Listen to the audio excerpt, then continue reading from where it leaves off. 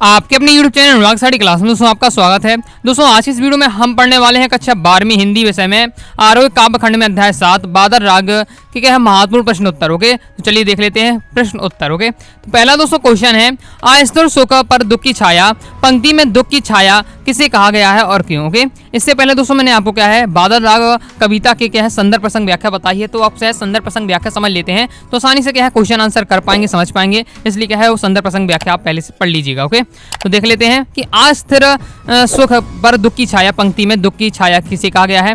Okay, तो अस्थिर सुख पर दुख की छाया, अस्थिर सुख पर दुख की छाया क्रांति का या विनाश की आशंका को कहा गया है। क्रांति की हुंकार से क्या है पूंजीपति घबरा उठते हैं, वे अपनी सुख सुविधाओं के खोने मात्र से क्या है भयभीत हो जाते हैं। उनका सुख क्या है अस्थिर है, उन्हें क्या है क्रांति में दुख की छाया दिखाई देती है। क्रांति उन्हीं से क्या है कुछ चाहती है जिसके पास आवश्यकता से अधिक होता है, जो समाज की भलाई के लिए आवश्यक है, और उसे क्या है खोने मात्र की आशंका से उन्हें क्या है दुखी कर देती है। मतलब क्या है जो पूंजीपति लोग हैं गरीबों का शोषण करके पूरा उनका गरीबों का भी धन इकट्ठा करके क्या है अपनी तिजोरियों में भर लेते हैं। ओके, तो और फिर उन्हें क्या है डर रहता है कि कहीं क्या है जो किसान है गरीब शोषित वर्ग है वो क्रांति न कर दें। क्रांति अगर हो जाती है तो उनका जितना उन्हें धन जोड़ा है ओके वो सब उन्हें क्या है खो जाने का डर रहता है। इसलिए उन्हें जो अपना पैसा इतना जोड़ते हैं उसका क्या है आनंद नहीं ले पाते हैं और क्रांति के भय से डरते रहते हैं। ओके, नेक्स्ट दोस्तों क्वेश्चन है, आसनी पात से स्थापित उन्नत सत सत वीर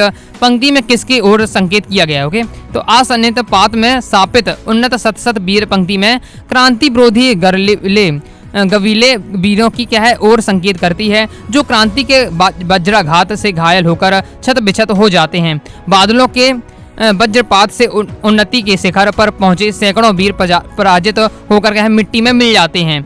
बादलों की गर्जन और मूसलाधार वर्षा में बड़े बड़े क्या है पर्वत छत बिछत हो जाते हैं, उनका अस्तित्व क्या है नष्ट हो जाता है। उसी प्रकार क्रांति की हुंकार से पूंजीपति का क्या है धन संपत्ति तथा वैभव आदि का विनाश हो जाता है, अर्थात उनके शोषण का क्या है अंत हो जाता है। तो मतलब क्या कहा जा रहा है कि जिस प्रकार से क्या है जब बादल अच्छी तेज गरजते हैं, अच्छा वर्षा करते हैं तो बाढ़ आ जाती है, जिससे क्या है कुछ नहीं बचता है, मतलब पर्वत पठार सब कुछ इसमें नष्ट हो जाता है। ओके, इसी प्रकार जब क्रांति आती है तो पूंजीपति के जितने पूंजीपतियों ने जितनी धन संपदा जोड़ी है वो ओके वैभव जोड़ा है उनका सब का विनाश हो जाता है, उनका क्या है जो लोगों का शोषण करते हैं उनका शोषण का भी अंत हो जाता है। ओके, नेक्स्ट क्वेश्चन है, विलुप्त रव से छोटे ही शोभा पाते हैं पंक्ति में विलुप्त रव से क्या तात्पर्य है, छोटे ही शोभा पाते हैं ऐसा क्यों कहा गया है। तो विलुप्त रव से छोटे ही शोभा पाते हैं पंक्ति में विलुप्त रव से तात्पर्य है क्रांति से। ओके, क्रांति जब आती है तब क्या है गरीब सामान्य वर्ग आशा में भर जाता है, मतलब आशा उन्हें क्यों हो जाती है कि क्रांति आएगी तो क्या है पूंजीपतियों को दंड देगी। ओके, और उनका क्या है उन्हें न्याय मिलेगा। ओके, ये धनी पूंजीपति वर्ग अपने विनाश की आशंका से भयभीत हो उठते हैं। ओके, छोटे लोगों के पास खोने के लिए कुछ भी नहीं होता है, उन्हें सिर्फ इससे लाभ ही होता है, इसलिए कहा गया है कि छोटे ही शोभा पाते हैं। जैसे भयंकर आंधी तूफान के बीच छोटे छोटे पौधे अपनी जड़ नहीं छोड़ते। ओके, मतलब क्या कहा गया है कि जिनके पास कुछ ही नहीं, जिसके पास वो गरीब है और जिसके पास कुछ है ही नहीं, तो चाहे बाढ़ आ जाए भूकंप आ जाए उसे कुछ डर नहीं है, क्योंकि उसके पास पहले पास है ही नहीं है तो उसका खोने का उसे डर ही नहीं है। लेकिन जो पूंजीपति लोग होते हैं जिन्होंने अच्छा सारा धन जोड़ लिया है तो उन्हें क्या है खोने का डर होता है, इसलिए कहा गया है कि जो छोटे ही हैं उन्हें शोभा पाते हैं। मतलब जो क्या है क्रांति से क्या है छोटे लोगों को ही फायदा होता है, उन्हें हानि कुछ नहीं होती है। ओके, वही बताया गया। ओके, नेक्स्ट क्वेश्चन देख लेते हैं। नेक्स्ट है, बादलों के आगमन से प्रकृति में होने वाले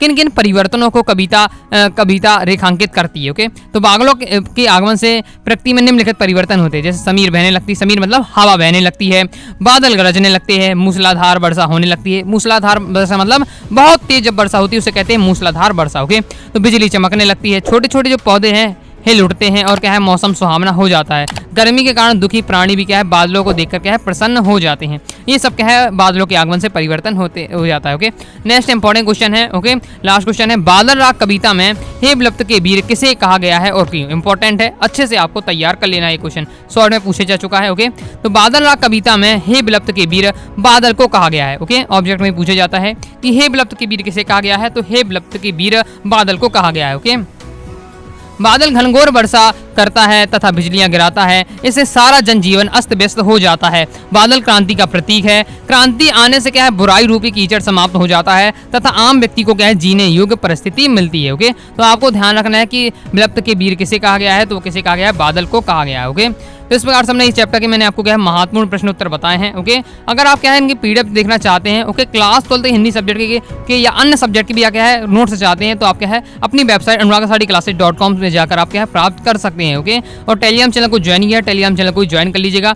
वीडियो पसंद आए वीडियो को लाइक करके चैनल सब्सक्राइब जरूर करिए। कोई भी दोस्तों डाउट हो ओके कमेंट बॉक्स में आप जरूर पूछ लीजिएगा। साथ ही क्या है सब्सक्राइब करके बेल आइकन प्रेस कर लीजिएगा। दोस्तों के साथ वीडियो को जरूर शेयर करिएगा। ओके, मिलते हैं दोस्तों नेक्स्ट वीडियो में, तब तक के लिए बाय बाय।